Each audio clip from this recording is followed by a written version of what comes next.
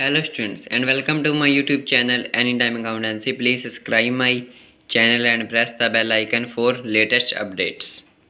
आज हम बात कर रहे हैं अकाउंटिंग स्टैंडर्ड की। इससे पहले लास्ट वीडियो में हमने बात की थी ओरिजिन ऑफ ट्रांजैक्शन यानी कि सोर्स डॉक्यूमेंट ऑफ अकाउंटेंसी की, तो उस वीडियो के लिंक आपको नीचे डिस्क्रिप्शन में मिल जाएंगे। आज हम बात करें अकाउंटिंग स्टैंडर्ड की। सबसे पहले हम बात करेंगे नीड ऑफ अकाउंटिंग स्टैंडर्ड की। अकाउंटिंग स्टैंडर्ड की नीड क्या है या थी। These are needed so that financial statement will fairly and consistently describe financial performance. तो इनकी नीड इसलिए थी कि जो फाइनेंशियल स्टेटमेंट है वो फेयरली तरीके से और कंसिस्टेंटली जो फाइनेंशियल परफॉर्मेंस है वो डिस्क्राइब कर सकें। These principle are generally accepted because an authorised body has set them. तो ये जो प्रिंसिपल है इन्हें एक्सेप्ट कर लिया जाता है आमतौर पर क्योंकि एक ऑथोराइज्ड बॉडी ने इन्हें सेट किया है और the accounting profession widely accept them as appropriate. और जो अकाउंटिंग प्रोफेशन है वो इसे वाइडली एक्सेप्ट करता है कि ये जो प्रिंसिपल हैं वो या स्टैंडर्ड्स हैं वो अप्रोप्रिएटिव हैं। कंसेप्ट ऑफ अकाउंटिंग स्टैंडर्ड, तो इनका कंसेप्ट क्या है। These may be define as written statement और कोड ऑफ कंडक्ट। तो इन्हें कोड ऑफ कंडक्ट भी कहा जाता है या फिर रिटन स्टेटमेंट भी कहा जाता है।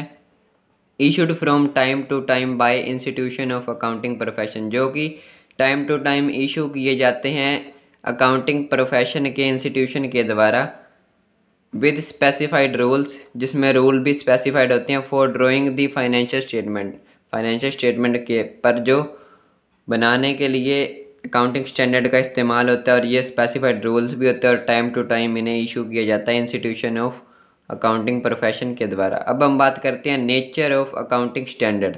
तो नेचर की बात करें तो सबसे पहले है serve as a guide to accountant. तो ये अकाउंटेंट को गाइड करते हैं। It serve the accountants as a guide in the accounting process. तो अकाउंटिंग प्रोसेस में ये अकाउंटेंट्स को गाइड करते हैं। They provide basis on which accounts are prepared. तो ये बेसिस प्रोवाइड करते हैं जिनके बेस पर अकाउंट तैयार किए जाते हैं। For example they provide method of valuation of inventory, जैसे कि जो मेथड है इन्वेंटरीज को वैल्यूएशन करने का यही प्रोवाइड करते हैं। नेक्स्ट है act as a dictator. These act as a dictator in field of accounting. Accounting के फील्ड में ये डिक्टेटर यानी कि तानाशाह की तरह होते हैं। In some areas accountants have no choice of their own, क्योंकि कुछ एरिया में कुछ कंसेप्ट या स्टैंडर्ड ऐसे हैं जिनमें अकाउंटेंट की कोई चॉइस नहीं होती। जैसे जैसे ये अकाउंटिंग स्टैंडर्ड कहेंगे उन्हें वैसा ही करना होगा। For example cash flow statement should be prepare in the format prescribed by accounting standard. For example हम ले रहे हैं यहाँ पर CFS का।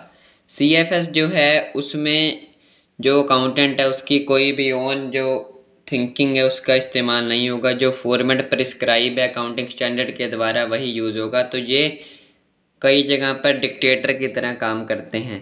सर्व एज ए सर्विस प्रोवाइडर।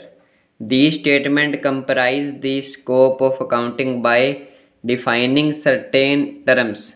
तो ये जो स्टैंडर्ड है इन्होंने कंप्राइज कर दिया है अकाउंटिंग के स्कोप को सर्टेन टर्म्स को डिफाइन करके, प्रेजेंटिंग अकाउंटिंग इश्यूज को या फिर प्रेजेंट करके। So these standard are descriptive in nature. तो ये जो स्टैंडर्ड है ये इनका जो नेचर है वो डिस्क्रिप्टिव है।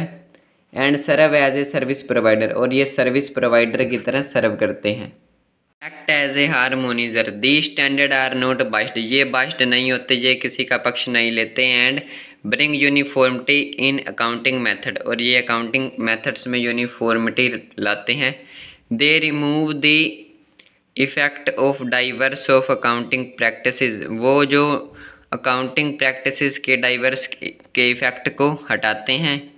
And policies on many occasion, कई अवसरों पर accounting standard develop and provide solution. तो ये कई ओकेजन पर सॉल्यूशन भी प्रोवाइड करते हैं टू सम अकाउंटिंग इशू, कुछ अकाउंटिंग इशू को सॉल्व करने में यानी कि हेल्प करते हैं।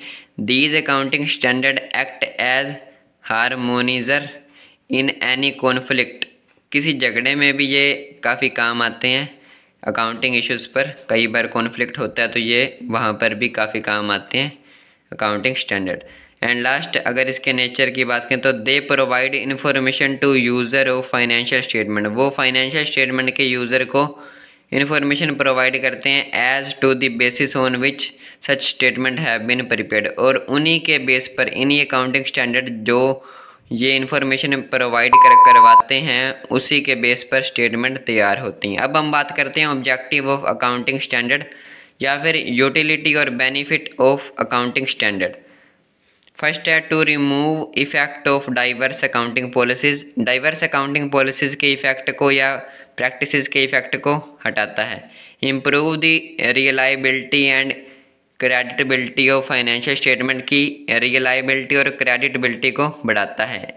Ensure the consistency and comparability of financial statement, financial statement में कंसिस्टेंसी लाता है, कंपेरेबल बनाता है उन्हें।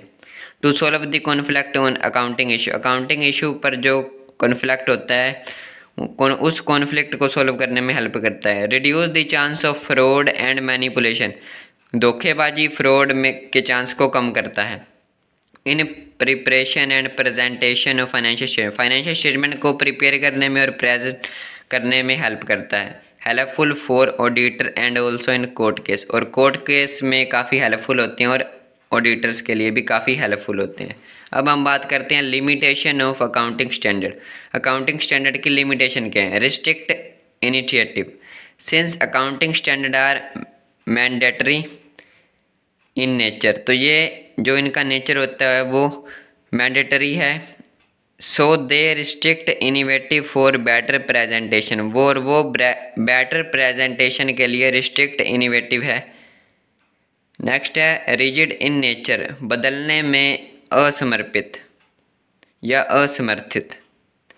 It means that these are never change, ये जो अकाउंटिंग स्टैंडर्ड हैं ये चेंज नहीं होते। दे रिमेन कंसिस्टेंट, वो कांस्टेंट हैं वो। Accounts use any other solution in a particular problem, तो जो अकाउंटेंट है वो कोई और सॉल्यूशन उन्हें यूज़ करना पड़ता है अगर कोई प्रॉब्लम कुछ पर्टिकुलर है तो। नेक्स्ट है based on historical cost, these are based on historical cost concept. Asset are shown in balance sheet also with charges of depreciation on it, तो ये हिस्टोरिकल कंसेप्ट पर बेस्ड होते हैं और इसमें एसेट्स जो शो होती हैं बैलेंस शीट में उसमें डेप्रिसिएशन को भी चार्ज किया जाता है। बिकॉज ऑफ दिस, इन्हीं अकाउंटिंग स्टैंडर्ड के कारण IFRS were introduce where in assets and liabilities are required to be shown at current or fair value as the date of balance sheet, और इसी के कारण IFRS ने भी इंट्रोड्यूस कर दिया है कि एसेट्स और लाइबिलिटी को शोन करना ज़रूरी होगा करंट और फेयर वैल्यू जो होगी जानने के लिए at the date of balance sheet. And last is effect of by judgement of auditor, तो ये जो ऑडिटर की जजमेंट है उससे ये इफेक्टेड होते हैं। These are mandatory in nature but effected by judgement of auditor, ये मैंडेटरी होते हैं नेचर में जिन्हें आसानी से चेंज नहीं किया जा सकता, लेकिन जो ऑडिटर हैं उनकी जजमेंट का असर इन पर पड़ता है। तो ये थी टॉपिक की बात अकाउंटिंग स्टैंडर्ड के, और नेक्स्ट वीडियो में हम किसी और टॉपिक की बात करेंगे और लास्ट वीडियो के लिंक भी आपको नीचे डिस्क्रिप्शन में मिल जाएंगे। So thank you.